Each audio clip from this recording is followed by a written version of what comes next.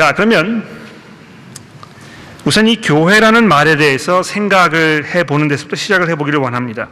우리 한국 땅에 기독교가 들어온 지 이제 100년가량이 좀 넘었는데, 이 시점에서 교회라는 말은 기독교인들 뿐만 아니고 또 기독교를 단 믿지 않는 사람들에게도 아주 익숙한 그런 단어가 되었다고 해도 과언이 아닐 것입니다. 그런데 우리가 이 단어를 사용할 때 그 의미에 대해서 깊이 생각하고 사용하지 않는 경우가 참 많습니다. 그냥 이럴 것이다, 이런 것을 의미하는 것일 것이다, 이렇게 짐작하고 사용하기도 하고, 또 통상적으로 의미하는 바가 이렇다고 짐작해서 사용하는 경우가 상당히 많이 있습니다. 특히 우리가 기독교 신앙에 대해서 말할 때 이런 현상이 더욱 두드러지게 나타나게 되는데요. 가령 예를 들어서 이 믿음이란 단어를 한번 생각해 보십시오. 사람들이 믿음에 대해서 정의를 어떻게 내리냐 하면은, 제가 네이버의 국어 사전을 살펴보니까 이렇게 정리가 되어 있습니다. 믿음이라는 것은 불합리한 신념이다, 증거를 바탕으로 하지 않은 불합리한 신념, 이렇게 네이버 국어 사전이 정리를 내려놓고 있습니다. 믿음을 가진다는 것은 신비스러운 것이고 합리적이지 않은 것이고 이성과 상반되는 행동이라고 흔히 생각하는 것입니다. 그래서 사람들이 흔히 믿습니다 이렇게 이제 하지 않습니까? 그냥 막무가내로 눈을 딱 감고 절벽에서 뛰어내리는 행위쯤으로 믿음이라는 것을 생각하게 되는 것입니다. 그러나 성경이 믿음에 대해서 이제 그렇게 말하고 있지 않다는 것이지요. 믿음이라는 단어는 이 신뢰라는 단어와 똑같은 단어입니다. 그런 의미를 성경이 사용하고 있다는 것이죠. 또는 의지한다, 기댄다, 이런 뜻을 가지고 있습니다. 우리 앞에 이제 최현배 교우께서 우리 사회를 보고 계시는데, 여러분 이 최현배 교우를 믿는다 이렇게 우리가 얘기했을 때 뭘 말하는 것입니까? 이분을 우리가 의지했을 때, 그분에게 기댔을 때, 우리가 그분을 신뢰했을 때 우리가 손해보지 않는다는 것을 말하는 것입니다. 여러분 우리 최현배 교우님께 사기를 당해보신 적이 있습니까? 그렇지 않죠. 분명히 이분이 하시는 말씀을 우리가 듣게 되면 우리가 손해를 보지 않는다는 그런 충분한 경험이 있기 때문에 우리가 이분을 믿을 수 있는 것입니다. 이것이 사실에 근거한 것이거든요. 마치 그런 의미로 이 성경이 이 믿음이라는 단어를 사용하고 있는데, 사람들이 그렇게 그 의미를 생각하지 않는다는 것이죠. 교회라는 단어도 믿음이라는 단어 못지않게 많은 오해와, 조금 심하게 말하면 무지로 인해서 많은 피해를 보고 있는 그런 단어라고 말할 수 있습니다. 무엇보다도 이제 교회 이렇게 하면 아마 우선적으로 건물이 제일 먼저 떠오르게 되실 것입니다. 또 어떤 특정한 건축 형식을 가지고 있는 그 건물, 이제 이것을 우리가 흔히 교회라고 이렇게 지칭하는 경우가 많습니다. 여러분 의자 이렇게 하면 머릿속에 의자가 무엇인지 구체적으로 이렇게 떠오르지 않으십니까? 의자 하면은 다리가 4개가 있고 등받이가 있고 우리 엉덩이를 걸칠 수 있는 이 판대기가 이렇게 있고 이런 기본적인 형태를 가지고 있다는 것입니다. 그래서 의자가 기본적으로 각양각색의 색깔과 디자인과 모양과 이런 색채를 가지고 있지만, 그럼에도 불구하고 사람들이 그걸 보면 이거 의자다 이렇게 정의를 내리는데 별로 어려워하지 않습니다. 다 의자는 의자라고 알아볼 수 있다는 것이죠. 그래서 마찬가지로 이 교회라는 것에 대해서 생각할 때도 교회 하면 머릿속에 처음 떠오르는 것은 무엇이냐 하면 교회 건물이라고 이렇게 생각을 하게 되는 것입니다. 특히 엄숙한 그런 분위기를 자아내는 높은 천장과 또 은은한 조명, 이 목사님들이 예배를 인도하시기 위해서 놓여있는 강대상, 또 교우들이 앉아있는 긴 의자, 이런 것들이 들어갔을 때 첫눈에 이걸 보고서는 이것이 이제 교회구나, 사람들이 이렇게 알게 된다는 것입니다. 근데 여러분 보십시오. 이 교회에 간다는 말을 우리가 썼을 때 거기에 아주 복합적인 그런 의미를 우리가 포함시키고 있다는 것을 우리가 알 수 있습니다. 물론 교회라는 건물에 가는 것에 대해서 우리가 금방 이야기하죠. 교회 간다 하면 건물에 가는 것을 이야기하게 되는 것입니다만, 그것보다는 동시에 건물 안에서 벌어지는 어떤 특정한 행위, 이것을 또 교회라고 우리가 이렇게 부른다는 것입니다. 교회 간다고 했을 때 우리가 거기에 가서 뭘 하게 된다는 것을 말하는 것이죠. 거기에서 벌어지는 예를 들어서 예배라든지 그런 것들, 이런 거를 교회라고 통틀어서 말한다는 것입니다. 이런 경우를 한번 생각해 보십시오. 제가 얼마 전에 신문을 읽다가요, 이런 문구를 발견했습니다. 모든 교회들이 안고 있는 시대적인 사명, 굉장히 거창한 그런 문구인데요. 여기 사용된 이 교회라는 말은 건물을 의미하지 않는다는 걸 삼척동자도 다 알게 될 것입니다. 또 그 안에서 벌어지는, 건물 안에서 벌어지는 어떤 그 특정한 행위에 대해서 말하는 것도 아닐 것입니다.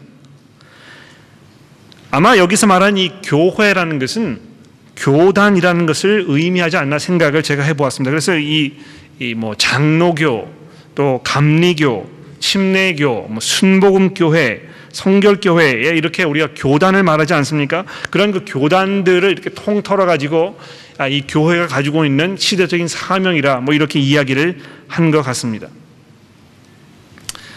제가 말씀드리는 것은 믿음이라는 단어와 마찬가지로 이 교회라는 단어도 역시 그 성경적인 의미를 우리가 잘 생각해보고 그것을 잘 파악해야 한다는 것입니다. 이 성경이 교회라는 이 단어에 대해서 어떤 방식으로 사용하고 있는지 우리가 주의 깊게 살펴보고 파악해 놓고 있어야 이것이 교회인지 아닌지 우리가 아주 분명하게 판단할 수 있게 된다는 것이죠. 교회가 무슨 일을 하는 것인지 그 존재의 목적에 대해서도 이 교회 그 의미를 잘 파악하고 있어야 우리가 이것을 이해할 수 있게 되는 것입니다. 그냥 지금까지 그래 왔으니까 그런가 보다 이렇게 단정 짓는 것은 사실 너무 무책임하고 또 개념 없는 그런 무지함일 뿐입니다. 그래서 이 교회라는 단어에 대해서 우리가 처음부터 깊이 다시 한번 생각해 볼 아주 중요한 그런 그 필요가 있는 것입니다. 우리가 이것을 잘 정리하지 않았을 때 이 교회의 그 성격과 또 교회의 그 목적과 이 방향과 교회가 해야 할 그 사업이라든가 이런 것을 굉장히 그 혼란을 가져올 수 있다는 것입니다. 근데 여러분 사실 이 교회라는 단어를 우리가 다시 정리하는 것은 그렇게 쉬운 작업은 아닙니다. 여러분 그 누구나 고정관념이라는 게 있지 않습니까? 예? 그래서 지금까지 자기가 알았던 것 또 내가 지금까지 익숙해 왔던 것들 이것은 이렇다고 생각해 왔던 것들을 재조명해 보려고 하면 그 고정관념을 깨트려야 하는 것인데요. 그 고정관념이라는 것을 깨트리는 것이 그렇게 쉬운 일이 아닙니다. 그래서 한번 그 정하면은 바꾸기가 어렵다는 그 속담이 있지 않습니까? 뭡니까? 3살 버릇이 이제 80까지 간다고 이렇게 하지 않습니까? 한번 정해놓으면 이 바꾸기가 아주 어렵다는 것입니다. 그래서 이 교회라는 문제에 대해서 생각할 때 교회는 그냥 이런 것일 것이다. 내가 알고 있는 교회는 이런 것이다. 항상 내가 다니는 교회는 이렇게 해왔기 때문에 이것이 교회의 그냥 그 모습일 것이다. 우리가 이렇게 쉽게 결론을 내려버리고 그리고 나서 그것이 우리 머릿속에 굳어지게 되면 그 다음에는 다시 성경으로 돌아가서 이 성경에서 뭐라고 이야기하는지에 대해서 우리가 살펴보고 그것을 이해하고 파악하고 정리하는 일이 아주 어려워진다는 것입니다. 성경이 이렇게 말씀하고 있는 것도 내가 저런 관점으로 바라보기 때문에 그 내용을 잘 이해하기 어려운 그런 상황이 아주 자주 벌어진다는 것이죠. 그래서 우리가 해야 할 것은 굉장히 어려운 작업입니다만 지금까지 우리가 가지고 있는 이 교회에 대한 생각, 교회에 대한 나의 경험, 또 내가 바라는 교회상 이런 것들을 잠시 접어두고 아주 열린 마음으로 성경이 교회라는 문제에 대해서 어떻게 이야기하고 있는지 우리가 돌아볼 필요가 있다는 것입니다. 얼마나 우리가 이 성경 말씀을 바탕으로 교회라는 우리가 가지고 있는 개념을 수정하고 또 내 스스로 이 도전을 받을 것인가 이것을 스스로에게 물어보는 것이 오늘 수련회를 시작하면서 아주 중요한 그런 첫 걸음이 되겠습니다. 어떤 면에서 여러분이 강의를 들으시면서 여러분이 지금까지 가지고 계셨던 이 교회라는 그런 개념과 상반되는 부분이 있을지도 모르겠습니다. 아마 분명히 그런 부분이 있게 될 것입니다. 그러면 여러분이 이제 어떻게 하실 것입니까? 내가 지금까지 알고 있던 교회라는 그 모습과 듣는 그 내용에 대한 그 교회의 모습이 상반되면 보통 이제 두 가지 반응이 있을 수 있을 것 같아요. 첫 번째는 고개를 이제 갸우뚱하는 것입니다. 아닌 것 같은데 이 목사님 무슨 뭐 사입이 혹시 아니신가? 뭐 이렇게 생각할 수 있을지 모르겠죠. 내가 지금까지 알았던 교회는 그런 것이 아닌데 목사님 저렇게 얘기하시니까 이 분명히 뭔가 잘못된 것이다. 이런 마음을 우리가 가질 수 있습니다. 첫 번째 반응이고요. 두 번째 반응은 무엇입니까? 그래, 내가 지금까지 그렇게 알고 있지 않았는데 성경이 그렇게 이야기하고 있나? 정말 다시 한번 생각해 보자. 내가 다른 사람과 그 문제에 대해서 한번 깊이 얘기해 보자. 이런 마음을 또 가질 수 있을 것입니다. 여러분은 어떤 마음으로 이 교회라는 그 주제에 대해서 듣기를 원하십니까? 16세기 우리 신앙의 선조들인 종교 개혁가들께서 로마 가톨릭 교회의 이 성경적이지 않은 모습을 지적하였을 때 거기에 얼마나 많은 진통이 있었고 얼마나 많은 그 고통과 희생이 있었는지 모릅니다. 여러분, 그 전까지 약 1500년 동안 많은 세월이 흐르면서 나름대로의 그 전통과 또 사람들의 생각과 이런 것들이 아주 굳어지게 된 것입니다. 그게 쉽게 깨어질 리가 만무였겠지요. 그러나 보십시오. 아주 놀라운 것은 그 와중에도 하나님께서는 이 성경을 사랑하고 그 속에 담긴 하나님의 말씀을 아주 소중하게 생각했던 사람들을 준비시켜 놓으셨고 또 그들의 손을 통해서 성경이 우리 그리스도인의 삶의 모든 것을 다스리는 최종적인 권위라는 것을 인정하도록 이렇게 그 물길을 바꿔 놓으신 것입니다. 그렇다면 이번 수련회를 통해서 이 교회라는 문제에 대해서 생각하는 여러분과 저에게도 이런 분명한 결연함, 이런 것이 요구되고 있다는 것입니다. 우리가 이번 기회를 통해서 이 교회를 재조명하지 않으면 안 되는 또 하나의 이유가 있습니다. 이 두 번째 이유는 무엇이냐 하면 교회가 교회의 본질과 그 목적과 성격과 방향에 대해서 아주 혼란을 겪고 있기 때문에 시간이 갈수록 이제 그게 막 점점 가중되고 그런 상황 속에서 교회가 우리 사회의 웃음거리가 되고 있다는 그 현실입니다. 교회하면 사람들이 코웃음을 치고 또 사회적 그 규탄의 집중 포화에 의해서 난타를 당하는 일이 이제는 별로 놀랍게 느껴지지도 않습니다. 교회가 이 교리적으로는 말할 것도 없고 우선 도덕적이고 윤리적인 면에서도 일반 사회의 상식 수준에도 미달되고 있다는 이 현실 앞에서 우리는 이 교회의 성경적인 재조명을 하지 않으면 안 되게 되었다는 것입니다. 얼마나 많은 분들이 나는 그 교회 다니는 사람들 꼴 보기 싫어서 교회 안 다닌다 이렇게 얘기합니까? 얼마나 그 교회가 사회의 추한 모습을 보이고 있으면 많은 사람들이 그런 면에서 이 학을 띄었다고 이렇게 이야기하는 것입니까? 그런데 이 교회에 대한 비판이요, 외부적인만 그런 것이 아니고 교회 내에서도 그 교회 자체에 대한 그 실망과 안타까움의 목소리가 아주 크게 우리 귀를 때리고 있다는 것입니다. 교회에 대한 아쉬움, 교회에 대한 그 실망감, 이런 것들이 마음속에 깊이 자리한 분들을 저는 자주 보게 됩니다. 이런 아쉬움과 실망감은 저희 교회에서도 분명히 있을 수 있습니다. 여러분이 교회를 오셨을 때 이거 참 이런 부분은 우리가 참 모자르다. 이런 부분은 우리가 시정해야 되겠다. 이런 부분이 우리가 좀 잘하면 좋겠는데 왜 이것이 안 될 것인가? 이런 그 아쉬움, 이런 것들이 많이 있다는 것입니다. 그리고 조금은 이 투덜거리는 태도로 또 좀 아쉬운 그런 태도로 많은 사람들이 자기가 속해 있는 이 교회에 대해서 그런 그 의사를 표현하고 있다는 것입니다. 여러분, 왜 그럴까요? 하나님께서 그 아들의 피로 그 엄청난 대가를 치르시면서 만들어내신 이 하나님의 이 전 우주적인 이 교회라는 이 걸작품, 이것이 왜 이렇게도 초라하고 무기력하게 우리에게 비추어지고 있는 것입니까? 이 문제에 대한 답을 하기 위해서도 우리는 교회라는 이 말을 성경적으로 재조명하지 않으면 안 된다는 것입니다. 그런데 제가 또 한 가지 여러분에게 미리 말씀을 드릴 수 있는 것은, 교회라는 이 의미에 대해서 우리가 생각해 보게 될 때 여러분과 저는 분명히 하나님의 그 은혜를 더욱 깊이 이해하게 되고 또 감사하게 될 것이라는 것입니다. 이거 제가 약속드릴 수 있습니다. 이 교회라는 주제를 다루니까 이게 뭐 굉장히 건조하고 또 실제적이지 않고 좀 무의미하게 나와는 뭐 좀 동떨어진 그런 주제로 여러분이 들리실지도 모릅니다. 뭐 부부관계 뭐 이런 거 가족 어떻게 하면 더 화목한 가정을 만들 수 있을까? 뭐 좀 더 이런 구체적인 문제들을 우리가 좀 다루었으면 좀 더 우리가 집중하고 거기에 몰입할 수 있을 것 같은데 그냥 뭐 이 교회라는 주제를 다룬다고 하니까 이게 너무 좀 건조한 그런 주제가 아닌가 이렇게 생각할 수 있게 될지 모른다는 것입니다.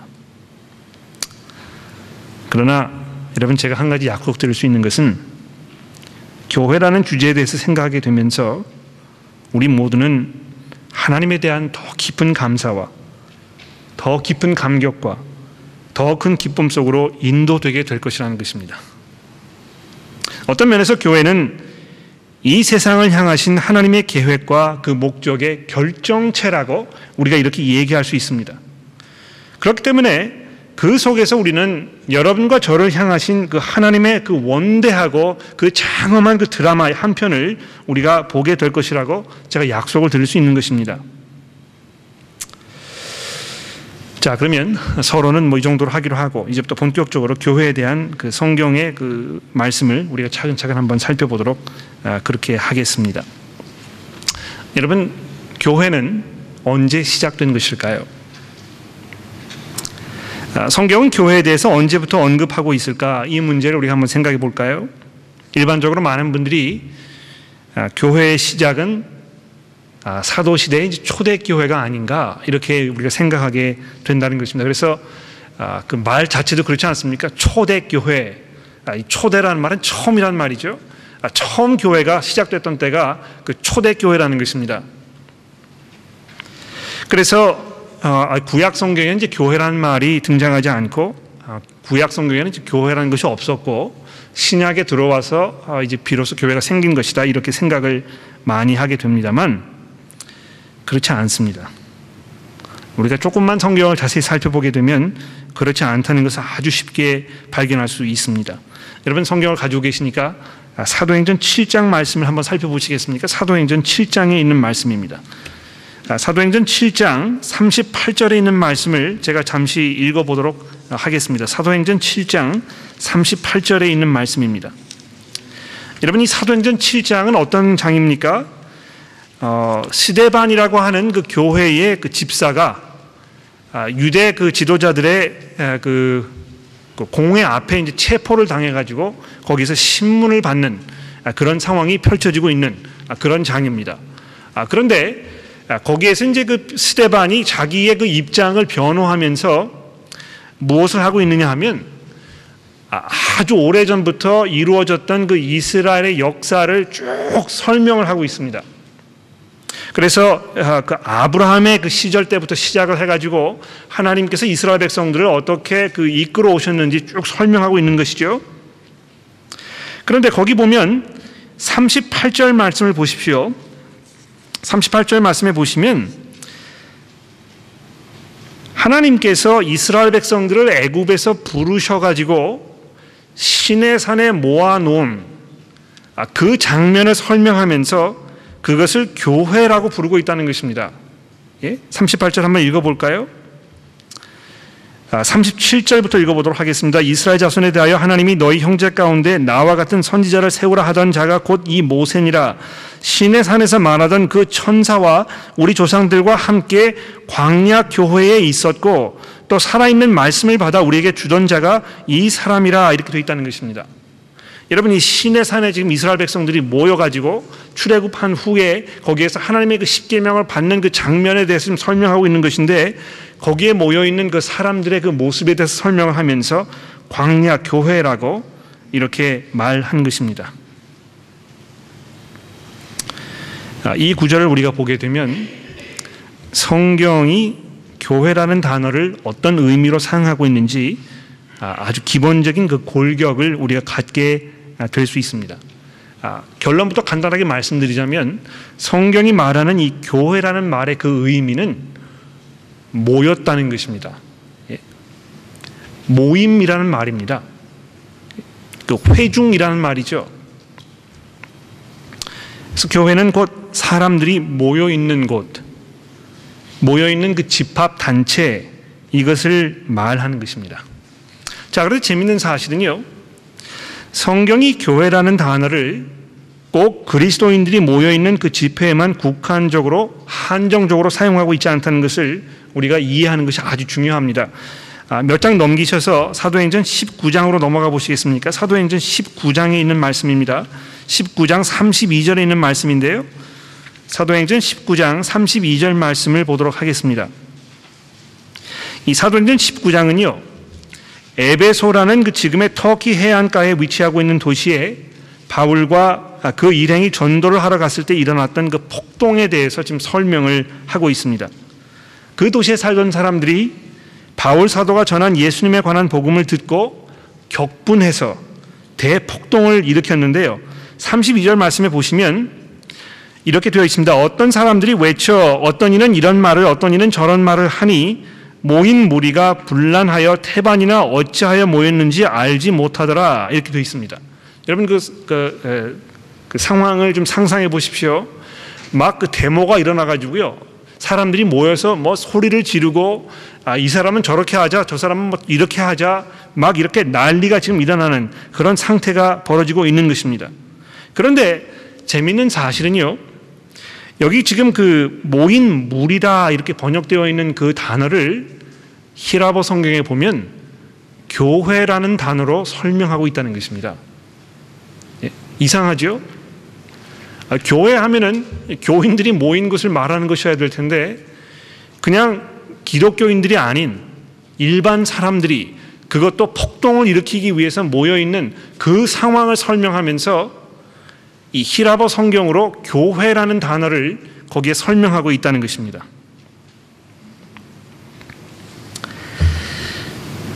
한글 성경을 번역하신 분들도 그래서 이 점에 대해서 매우 의아해 하시고 어떻게 하실지를 몰라서 이 구절에 이 교회라는 단어는 싹 제외를 시키고 그냥 모인 무리라고 이렇게 대체를 시켜놓은 것을 우리가 볼 수 있습니다. 혹시 여러분들 가운데 이 세번역 성경을 가지고 계시는 분들이 계신지 모르겠는데요, 거기 보시면 세번역은 또 어떻게 번역을 해놓았습니까? 32절에 보시면 극장 안에는 더러는 이렇게 외치고 더러는 저렇게 외치는 바람에 그 모임은 혼란에 빠지고 무엇 때문에 자기들이 모였는지조차 알지 못하는 사람이 많았다, 이렇게 하면서 이걸 이제 모임이라고 이렇게 부르고 있는 것입니다. 우리가 잘 알고 있는 그 에클레시아라는 말이 있죠. 바로 그것이 히랍 성경에 이야기하는 이 교회라는 단어입니다. 그런데 이 에클레시아라는 단어가 등장할 때마다 어떤 데서는 교회로, 어떤 데서는 회중으로, 어떤 데서는 모인 무리로 이렇게 다양하게 설명을 해놓고 있습니다만, 거기에 한 가지 공통적인 그 개념이 있다면 무엇입니까? 사람들이 모여 있다는 것입니다. 교회 하면은 그 가르칠 교자에다가 모일 회자를 써가지고 가르침을 받는 또는 가르침을 목적으로 하는 집회라는 그런 뜻을 가지고 있는 단어로 이렇게 번역을 해 놓았습니다. 그런데 원래 그 히라보 단어인 이 에클리에자라는 말에는 이 가르친다는 그런 의미를 가지고 있지는 않습니다. 이 단어를 우리가 분석해 보면은 바깥이라는 그 뜻을 가지고 있는 이 액이라는 단어하고요, 불렀다 하는 그 의미를 가지고 있는 클레오라는 단어를 이렇게 합성해 가지고 만든 클레오라는 단어에서 나온 말이라는 것을 우리가 알 수 있습니다. 즉 무슨 말이냐 하면 불렀다는 것입니다. 불러내었다는 것입니다. 어떤 그 큰 무리가 있었는데요, 거기에서 특별한 사람들을 이렇게 불러 모은 것, 불러 모아가지고 여기 따로 이렇게 모임을 만들어 놓은 것, 그것을 지금 말하는 것입니다. 그래서 이 에클레시아라는 단어 그 자체에도 이미 이 모임이라는 그 개념이 아주 분명하게 드러나 있는 것을 우리가 알 수 있다는 것이죠. 바로 그런 의미를 이 광야 교회에 그대로 적용하고 있는 것을 우리가 볼 수 있습니다. 이스라엘 백성들이 어떻게 된 것입니까? 애굽에서 하나님께로부터 특별한 부르심을 받았다는 것입니다. 하나님께서 이 광야로 애굽에 살던 사람들을 다 부르지 않으셨다는 것이죠. 그 중에서 특별히 이 아브라함의 후손들, 그 사람들만 따로 불러내신 것입니다. 그리고 그들을 시내 산으로 불러 모으셔서 그 특별한 한 날을 정하셔가지고 그들을 만나시는 그 장면이 지금 이 출애굽기 19장에 설명이 되고 있는 것입니다. 여러분, 그 어떤 특별한 사람에게로부터 이 부름을 받아본 적이 있습니까? 저는 그런 부름 받아본 적이 있습니다. 저는 이제 그 호주에서 이 크리켓을 아주 좋아합니다. 뭐 아시는 분 계시는지 모르겠는데요. 크리켓이 이제 그 지루하다, 뭐 재미없다, 이제 이렇게 이야기하시는 분들이 많이 계시는데 이런 걸 잘 몰라서 그러시는 거거든요. 정말 이 크리켓을 여러분이 알기 시작하시면 거기에 그 삶의 철학이 처음부터 끝까지 아주 오묘하게 담겨 있는 것을 뭐 나중에 제가 설명드리도록 하고요. 제가 드리고자 하는 말씀은 무엇이냐면, 그 존 하워드라는 그 수상이 수상으로 있을 때에 이 호주 크리켓 대표팀에 대해서 이야기하면서 뭐라고 얘기했냐면, 호주 크리켓 대표팀의 주장은 호주에서 수상 다음으로 중요한 자리라 이렇게 얘기한 적이 있습니다. 예? 호주에서 수상 다음으로 중요한 그 자리, 거기를 맡는다는 것 한번 생각해 보십시오. 그런데 그 호주 크리켓 팀의 주장을 맡았던 이 스티브 워라는 선수가 있습니다. 지금은 이제 뭐 은퇴해가지고 그냥 뭐 뭘 하고는 잘 모르겠습니다만, 이 그 선수가 선수 시절을 할 때 정말 그 호주 크리켓 팀을 세계 최고의 팀으로 만들어 놓았다고 해도 과언이 아닌 그런 뭐 명성이 자자하고 정말 존경을 많이 받는 아주 영향력 있는 그런 선수였다는 것입니다. 그런데 여러분, 어떤 일이 벌어졌는지 아십니까? 제가 크리켓 경기를 보러 갔다가 사람들이 막 모여 있어가지고 웅성웅성해서 제가 거기를 한번 가봤는데요. 스티브 오라는 사람이 그 사람들 앞에 서가지고 기념 촬영을 하고 있던 때였습니다. 근데 믿기 어려우시겠지만은요, 스티브 오라는 그 선수가 저를 딱 지명해가지고 이리 나오라고 이렇게 초대를 해준 것입니다. 믿기 어려우시죠? 제가 그 인증샷이 있거든요. 지금은 제가 이 그 아이폰을 쓰기 때문에 가지고 있지 않은데요. 옛날에 그 블랙베리를 쓰고 있을 때 거기 찍혀 있습니다. 그 저희 와이프가 그걸 찍어줬거든요. 그런데 여러분, 그 광경을 한번 상상해 보십시오. 그렇게 막 한 수백 명이 모여 있는 그 자리에서 그 주장이 이리 나오시라고 이렇게 했을 때 그 사람들이 저를 바라보는 그 선망의 그 시선, 정말 부러워하는 그 모습, 제가 얼마나 통쾌했는지 모릅니다. 보십시오, 여러분. 하나님께서 이스라엘 백성들을, 그것도 뭐 잘나고 특별하고 뭔가 있는 그런 민족도 아닌 애굽에서 종살이를 하던, 거기에 신음하고 아무런 그 보잘것도 없던 그 사람들을 지명하셔서 그들을 그 자리에 불러내셨다는 것입니다. 자신들은 도무지 무슨 수를 써도 빠져나갈 수 없는 그 구렁텅이에서 하나님께서 그들을 건져내신 것입니다. 여러분, 여기에서 우리는 하나님과 관계를 맺는다는 것이 무엇을 의미하는 것인지에 대해서 아주 자세하게 알게 됩니다. 물론 예수 그리스도께서 이 땅에 오셔서 선포하신 그 복음을 통해서 우리가 하나님과의 관계가 무엇을 의미하는지에 대해서 가장 분명하고 정확하게 알게 되지만, 이 복음에 담겨있는 그 모든 내용들이 이미 출애굽 사건 속에서 고스란히 발견되고 있다는 것입니다. 그래서 하나님께서 구약에서 사람들과 이 관계를 맺으시는 것과 신약에서 관계를 맺으시는 그 방법이 아주 일맥상통하고 있고, 그래서 그리스도께서 오셔서 우리를 위해서 죽으신 것이 이 구약의 사건들과 전혀 무관하지 않다는 것을 우리가 알게 된다는 것이죠. 여러분, 잘 보십시오. 하나님께서 어떻게 사람들을 부르셔서 관계를 맺는 것입니까? 우리가 열심히 수고해서 좋은 사람이 되기 위해서 노력하기 때문에 그런 것입니까? 하나님의 그 기대에 부응하는 사람이 되기 위해서 최선의 노력을 다하고 있기 때문에 그렇게 하신 것입니까? 우리가 열심히 교회를 다니고 기도를 많이 하고 성경을 많이 읽고 교회에서 봉사를 많이 하고 하나님의 말씀에 순종하는 삶을 살려고 최선의 노력을 다하면, 그렇게 함으로 인해서 우리가 점점 우리 가지고 있는 통장에 잔액이 쌓여가는 것을 보시면서 하나님께서 그걸 보시고 너 그 정도면 된 것 같아 이렇게 해서 부르시는 것입니까? 아닙니다. 성경은 아주 분명하게 우리에게 말씀하고 있습니다. 너희가 그 은혜에 의하여 그 믿음으로 말미암아 구원을 얻었으니 이것이 너희에게서 난 것이 아니요 하나님의 선물이라고 이렇게 말씀하고 있는 것입니다. 여러분, 이 시내산에 모여있는 이스라엘 백성들을 생각해 보십시오. 하나님을 대적하는 애굽의 족쇄를 하나님께서 친히 끊으시고 이스라엘 사람들을 구원해내시기 위해서 애굽 사람들을 직접 맞서 싸우신 것이 아닙니까? 오히려 그들이 모세를 통해서 하나님의 구원의 손길을 경험했을 때 이들은 어떻게 했습니까? 그 모세를 박해하고 그들에게 의심의 눈초리를 보냈다는 것이죠. 광야에서 40년 동안 생활을 하면서 그들이 어떤 생활을 살았습니까? 하나님께서 그들의 그 패역한 모습을 보다 못해서 너희들은 목이 곧은 그런 백성이라고 하나님께서 한탄하셨다는 것이죠. 아무리 이들을 관찰해보고 살펴보아도 도무지 하나님의 은혜를 받을 만한 그런 그 모습이 조금도 발견되지 않았던 그런 사람들이었다는 것입니다. 그런 그들을 하나님께서 파격적으로 은혜라고 밖에는 어떻게 달리 표현할 수 없는 그런 방법으로 그들을 품에 끌어 안으신 것입니다. 남자와 여자가 인연을 맺어서 연인으로 관계를 맺는 것은 참 아름답고 귀한 것인데요.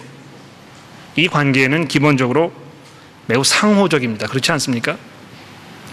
두 사람이 서로 마음과 생각이 맞아야 하는 것입니다. 남자가 여자를 사랑하고 이 미칠 것 같은 그런 마음에서 어쩔 줄 모르는 그런 상태에 있을 때 여자도 남자를 보면서 그런 마음이 있어야 이것이 이제 관계가 맺어지는 것이거든요. 그러나 하나님과 하나님의 백성들 사이의 관계는 그렇게 시작되지 않았다는 것입니다.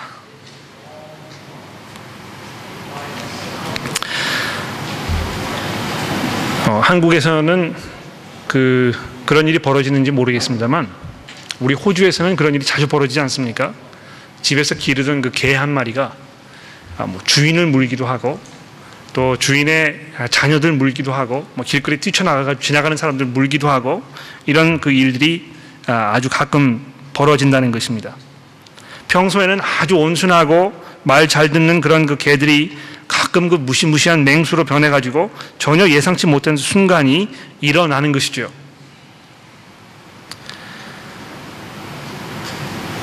그 개가 아이를 공격했다고 한번 상상해 보십시오. 그 부모가 그 개를 어떻게 하겠습니까? 그냥 내버려 두지 않는 것이죠. 하나님께서 우리를 찾아오셨을 때 그냥 아무런 자격도 없는 마치 개처럼도 못한 그런 사람을 부르셔가지고 하나님의 식구로 삼아 주셨는데도 불구하고 우리가 돌아서서 하나님을 물려고 대들었다는 것입니다. 그런 사람들을 향해서 하나님 분노하지 않으시고 그들을 불러내신 것입니다. 자기에게로 이끌어내신 것입니다. 400년 동안이나 애굽에서 노예를 생활을 하면서 그 온갖 수모와 고통을 당했던 그 사람들을 하나님께서 불러내신 것입니다. 저는 오늘 첫 번째 주제를 강의하기 위해서 히브리서 12장의 말씀을 봉독해 달라고 부탁을 드렸는데요. 여러분들이 이제 그렇게 생각하실지 모르겠습니다. 이 성경 말씀 봉독해 놓고 12절의 말씀은 살펴보지도 않고 왜 이렇게 서론이 긴 것인가 그런 생각을 혹시 하시고 계시는지 모르겠습니다만 여러분 가지고 계시는 그 주제 강의를 보시면 아시겠지만 이 히브리서 12장을 제가 두 번에 나누어서 말씀을 드리려고 하거든요. 그래서 지금 오늘 드리는 이 말씀은 내일 아침에 이제 본격적으로 우리가 본문을 살펴보게 되는 데 있어서 필요한 어떤 그 서론이라고 말씀을 드릴 수가 있겠습니다. 그런데 잠시 여기에서 오늘 본문 말씀을 조금 미리 다뤄보기로 하도록 하죠. 여러분 그 히브리서 12장의 말씀을 잠깐 좀 살펴보도록 할까요? 성경을 가지고 계시니까 이제 히브리서 12장의 말씀으로 넘어가 봐 주십시오. 자, 거기 보시면 18절부터 제가 지금까지 말씀드렸던 그 시내산에서의 그 상황이 설명되고 있는 것을 볼 수 있습니다. 그래서 너희는 만질 수 있고 불이 붙는 산과 침침함과 흑암과 폭풍과 나팔 소리가 말하는 소리가 있는 이곳에 이른 것이 아니라 이렇게 돼 있죠. 그 소리를 듣는 자들은 더 말씀하지 아니하시기를 구하셨으니 이는 짐승이라도 그 산에 들어가면 돌로 침을 당하리라 하신 명령을 그들이 견디지 못함이라. 그 보이는 바가 이렇듯 무섭기로 모세도 이르되 내가 심히 두렵고 떨린다 하였느니라 되어 있습니다. 여러분 그 시내산에서의 그 광경, 이걸 한번 상상해 보십시오. 천둥과 번개가 몰아치고 땅이 그 진동을 하고 지진이 막 일어나는 것 같고, 거기 뭐 하나님의 음성이 들리는데요, 그 음성을 듣는 그 사람들의 그 귀에 그 음성이 얼마나 무섭게 들렸는지 제발 더 이상 하나님께서 말씀하지 않으시기를 백성들이 간절하게 간구했다는 것입니다. 자, 그런데 22절 말씀을 보십시오. 그러나 이렇게 되어 있습니다. 그러나 너희가 이른 곳은 시온산과 살아계신 하나님의 도성인 하늘의 예루살렘과 천만 천사와 하늘에 기록된 장자들의 모임과 교회와 만인의 심판자이신 하나님과 및 온전하게 된 의인의 영들과 새 언약의 중보자이신 예수와 및 아벨의 피보다 더 나은 것을 말하는 뿌린 피니라. 이렇게 하면서 지금 여러분과 제가 모여있는 이 교회는 그 광야 교회를 말하는 것이 아니고 어떤 다른 새로운 교회를 말하는 것이라고 지금 이렇게 설명을 하고 있는 것입니다.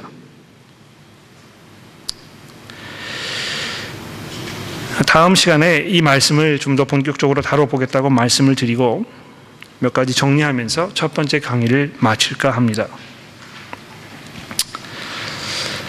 여러분 가지고 계시는 그 주제 강의 맨 마지막 5번에 보시면 교회의 정체에 대해서 말하면서 구원받은 이들의 집회, 이렇게 제가 정의를 내려놓았습니다. 거기 그 구원받은 이라는 그 단어에 제가 밑줄을 그어 놓았고, 그 다음에 그 집회라는 단어에 밑줄 그어 놓은 것을 주목해 보십시오. 교회는 구원받은 이들의 집회라는 것입니다. 교회는 구원받은 사람들을 그 구성원으로 하는 공동체입니다.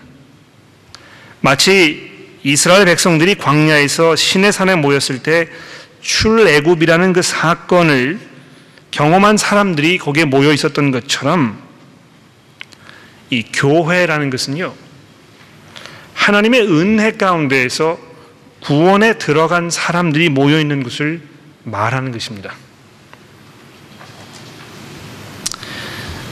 우리가 알고 있는 이 교회들을 살펴보았을 때 그 교회를 구성하고 있는 사람들을 살펴보게 되면 아주 다양한 오래 여러 종류의 사람들이 있는 것을 볼 수 있습니다. 오래 신앙생활을 하신 분들이 계시는가 하면 막 교회를 다니기 시작하신 분들도 계십니다. 연세가 지극하신 분, 또 막 출세간 갓난아기, 남자, 여자, 뭐 학력이 높은 사람, 낮은 사람, 호주에서 오래 산 사람, 그렇지 않은 사람, 각양각색의 사람들이 모여 있다는 것이죠. 그리고 이 교회에서는 그분이 등록 교인이라고 이렇게 해가지고요, 내가 이제 이 교회에 등록을 하겠다 이렇게 이야기하면 그 의사를 표시하게 되면 이제 그 사람은 이 교회 식구라고 이렇게 인정해 주는 것입니다. 하지만 여러분, 우리가 분명히 알아야 할 것 한 가지가 여기 있습니다. 우리가 아주 깊이 마음속에 각인해야 할 이 교회에 대한 정의, 이 정체가 있는데요, 무엇입니까? 교회를 구성하는 사람들은 그 교회에 적을 두고 있는 모든 사람들이 아니고 그 가운데에서 구원받은 사람들이라는 것입니다. 즉 예수 그리스도께서 나의 구주이심을 입으로 고백하고 마음으로 믿는 사람들이 그 교회라는 것입니다. 예수께서 나의 머리이시고 나는 다른 형제 자매들과 함께 그분의 몸을 이루는 이 지체의 일부분이라는 것을 고백하는 사람들을 말하는 것입니다. 그리스도께서 나의 머리이시기 때문에 내 삶은 그분의 것이고 내 존재의 의미와 목적은 그분을 섬기는 데 있다고 고백하는 것을 주저하지 않는 그 사람들, 그런 고백을 하려면 구원받은 사람이어야 한다는 것입니다. 하나님의 은혜로 거듭나지 아니하면 예수 그리스도를 주로 고백할 수가 없고, 그분을 주로 고백할 수가 없으면 그들은 그리스도의 지체는 아닙니다.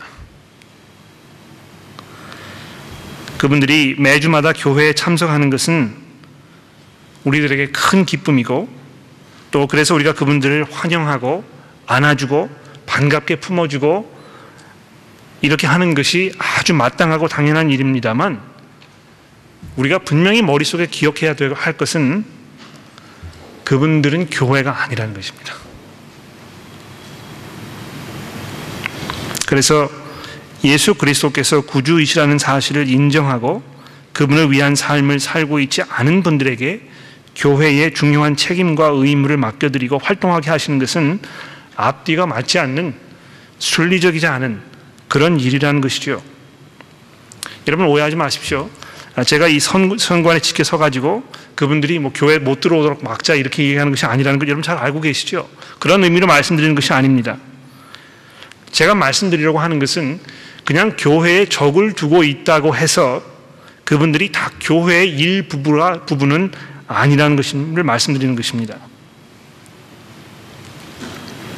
교회는 전도를 통해서, 복음 선포를 통해서 이루어진 그 결정체입니다. 여러분 이 말의 의미를 잘 이해하셔야 되는데요. 교회는 사람들이 밖에 나가가지고 전도를 해서 그 사람이 예수 그리스도께 돌아서게 되면 오는 것입니다. 그래서 그 교회의 일부분이 되게 되는 것입니다. 그 그리스도의 몸의 지체가 되는 것입니다. 그것이 바로 교회라는 것입니다. 하나님의 이 구원의 은혜 가운데 있는 사람들, 그분의 그 사랑과 은혜에 감사하고 감격하며 우리 주이신 이 예수 그리스도를 섬기기로 결단한 바로 그런 사람들이 모인 곳을 교회라고 부르는 것입니다. 기도하겠습니다.